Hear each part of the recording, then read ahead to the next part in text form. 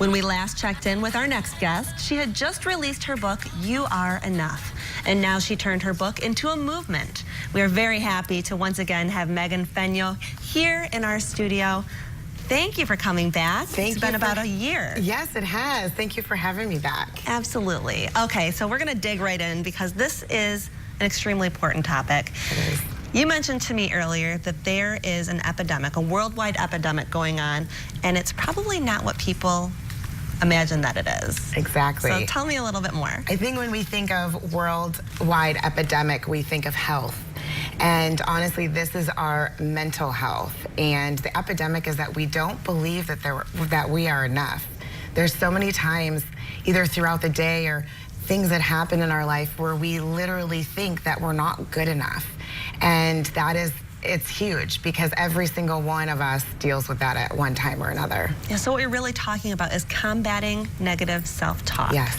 Is that kind of what your book is about? It is. So I've been a mental health therapist for 15 years and have always really worked on the mindset with my clients and even myself. From my book, going through the traumatic marriage that I did and the abuse, getting out of it, I really had to work on my own mindset, even though I'm a therapist. And so the book talks all about that. And, you know, I just wanted to take it a step further and really teach people how to combat that with visual coping skills. This is something that I think everyone needs across the board because it does take work to be a positive person every single day. It doesn't just come naturally for everyone. And you have a really interesting story. So can you tell us a little bit about it and why you felt this was important to start this movement?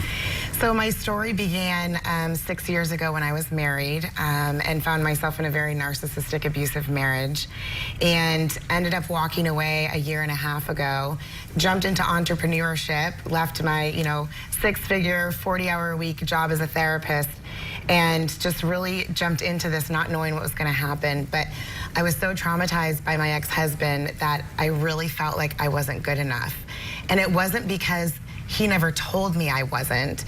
It was that story that I created in my head because of his behaviors and because of the things that he did. And so I wrote this book. My book is my saving grace, and it was just really empowering for me to work through those steps in my book to change that mindset, to realize that I am enough. No matter what happens, no matter what someone thinks about me, I am enough. I love that message. Okay, so you're doing something really special.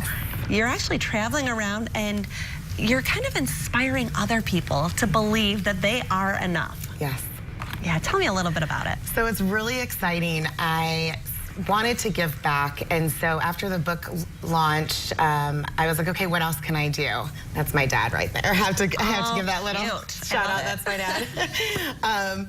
So I wanted to give back, and so I was like, how can I do that and still instill like the visual coping skills of things? And so I created this movement. It's called the I Am Enough movement, and as you can see, they're showing the cards right now, and people can actually go on my website and order these cards for free. And I've shipped them all over the world, 23 states and 9 countries. And actually just Egypt the other day. That is incredible. And yeah. All over the United States. You're seeing people from Florida, from California, it's from coast to coast. Yeah. And you're really spreading this message. I know a lot of people are probably out there thinking, this is good for corporations, this is good for elementary schools. If someone's watching and they want to have some of these cards at home or at their company, how would they get a hold of you?